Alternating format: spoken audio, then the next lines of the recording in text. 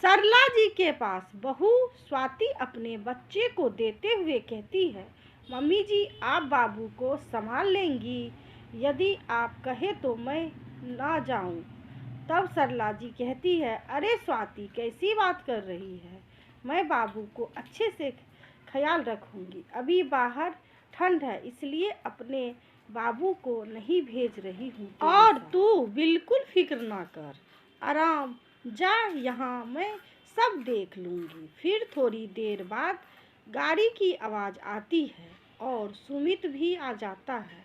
सुमित कहता है, जल्दी करो स्वाति, हम लेट हो रहे हैं। सुमित के इतना कहते ही वह सरला के पास बाबू की दूध वाली बॉटल, कपड़े और उसकी ज़रूरी चीज़ों सब रखती है। तब सरला जी प्यार से सिर पर हाथ फेरते हुए कहती है, अरे स्वाति मैं सब कर लूँगी, मुझे भी सब आता है, पता है, मुझे भी सब पता है कैसे बाबू का ध्यान रखना है। हाँ हाँ मम्मी जी, मैं चाहती हूँ आपको अभी अभी की कम से कम परेशानी हो। यह कहकर पैर छूकर बाहर निकल। फिर थोड़ी देर बाद ननद नेहा आती है और पूछती है, अरे मम्मी आप बाबू को संभाल रही हैं, भाभी कहाँ है। फिर सरला जी बताती है कि सुमित और स्वाति एक शादी में गए हैं, वे कितने दिनों से नहीं गई, इसलिए सोचा उसको भेज दूँ तो उसे अच्छा लगेगा। ये अच्छा है मम्मी, छोटे बच्चे को आप संभाले और भाभी आराम से घूमे। या भी कोई बात हुई, तू कैसी बातें कर रही है बेटा, अगर मैं अपने पोते को संभाल रही हूँ तो तुझे क्या दिक्कत है, तू यह सब क्यों सोच रही है। तुझे खुश होकर बाबू को मेरे साथ संभालना चाहिए और तू यह बातें करने बैठी गई। और सुना क्या हाल चाल है मम्मी, मेरे यहाँ तो सब बढ़िया है, पर यहाँ मुझे कुछ सही नहीं लग रहा है। आप भाभी को बहुत छूट दे रही हो, देखना एक दिन सर पर नाचेगी। अरे तू कैसी बहकी बहकी बातें कर रही है, स्वाति शादी में गई है ना कि कहीं घूमने, और वह शादी के बाद कहीं घूमने नहीं तक ना जा पाई। अब भी मैं उस पर पाबंदी रखूं, अगर तेरी सास तेरे साथ भी ऐसा करे तो तुझे अच्छा लगेगा। और 2 दिन की ही बात है, मैं संभाल लूँगी बाबू को। थोड़ी देर बाद एक फ़ोन आता है तो वे सुनार से बात करती हुए कहती है, हाँ हाँ भैया सेठ तैयार हो तो भिजवा दीजिए। इतना सुनते ही फिर बेटी पूछती है, मम्मी क्या मंगा रही हो। सरला जी कहती हैं, मैंने एक गले का सेट बनवाया है, उसी की बात चल रही है और वे सोनार आज दे जाएगा। मम्मी किसके लिए हार बनवाया है, नेहा पूछती है। तब वह कहती है, मैंने अपनी बेटी के लिए बनवाया। तो नेहा चहक कर कहती है कि मम्मी मेरे लिए अभी क्यों, आपने मेरे जन्मदिन पर डायमंड की रिंग तो दी ही थी। तब सरला जी कहती हैं, अरे यह तेरे लिए नहीं, स्वाति की मैरिज एनिवर्सरी आ रही है तो सोचा उसके लिए पहले से बनवा लूँ। फिर नेहा कहने लगती है, मम्मी आप तो भाभी को साड़ी भी गिफ्ट कर सकती थी, हार की क्या ज़रूरत। तब सरला जी कहती है, नेहा मैं साड़ी दे सकती थी पर पहली मैरिज एनिवर्सरी है और तुझे डायमंड रिंग दे सकती हूँ तो बहू को क्यों नहीं, बहू भी मेरे लिए बेटी है, अगर मैं उसकी खुशियों का ख्याल नहीं रखूँगी तो कौन रखेगा। इस तरह नेहा को समझ आ रहा था भाभी के लिए मम्मी का अटैचमेंट बढ़ रहा है।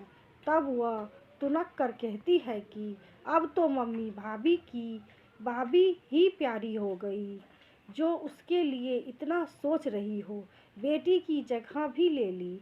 आखिर वे भी क्यों ना, आखिर बहू सेवा जो करती है। सरला जी ने कहा, देखो नेहा, बेटी की अपनी जगह होती है और बहू की अपनी जगह होती है, और दोनों को एक दूसरे की जगह लेने की कभी कोशिश नहीं करनी चाहिए, बल्कि प्यार से रिश्ते निभाना चाहिए। लेकिन नेहा को ना समझाना, ना वह समझी। पता नहीं अपनी भाभी और माँ के बीच का सामंजस्य देखकर उसे क्यों इतना जलन हो रही थी। सरला जी भी अब ज़्यादा बहस करने के मूड में नहीं थी, लेकिन नेहा किसी भी तरह से इस सामंजस्य को तोड़ना चाहती थी और अपना वर्चस्व अपने मायके में स्थापित करना चाहती थी। उसके उसके दिन के बाद से नेहा ने लगातार स्वाति के खिलाफ सरला जी के मन में जहर भरना जारी रखा। कभी फ़ोन पर, कभी आपस में मिलकर, और लगातार जब एक जैसी बातें किसी के कान में डाली जाए और किसी भी बात को घुमा फिरा कर, तोड़ मरोड़ कर अगले का खिलाफ बना दिया जाए और उसे समझा दिया जाए कि यह सब कुछ जानबूझकर किया गया है आपका नुकसान करने के लिए, तो थोड़ा बहुत असर तो होता ही है। अब नेहा की मनगढ़ंत बातों का असर सरला जी पर होने लगा था और सरला जी स्वाति से कटी कटी रहने लगी थी। साथ ही साथ उन्होंने बात बात पर स्वाति को ताना मारना भी शुरू कर दिया था, जिसे स्वाति और सुमित दोनों समझ रहे थे, पर कोई कुछ बोल नहीं रहा था।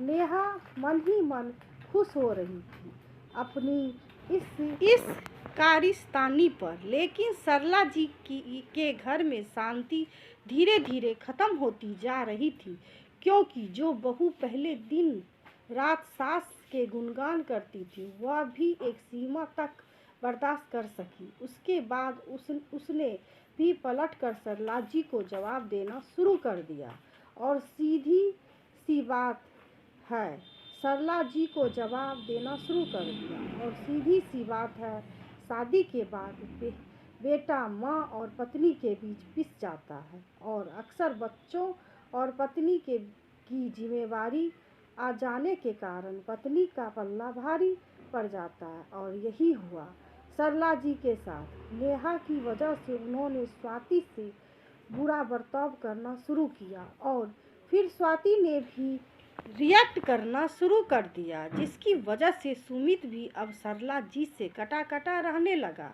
और नेहा के दिल को सुकून आ चुका था। एक अच्छा खासा घर तोड़ दिया था उसने अपनी जलन की वजह से, ताकि मायके पर इसका वर्चस्व पहले की तरह कायम रहे, ना कि उसकी अपने चाल में कामयाबी भी हो गई थी। स्वाति ने भी एक दिन तंग आकर अलग घर में रहने का निर्णय ले लिया, क्योंकि वह रोज रोज के झगड़ों से परेशान हो चुकी थी और शांति चाहती थी। सुमित को मजबूरन। आशा करती हूँ कि ये कहानी आपको पसंद आई होगी। दोस्तों, ये कहानी आधी है, आधी कहानी जल्द ही लेके आऊँ।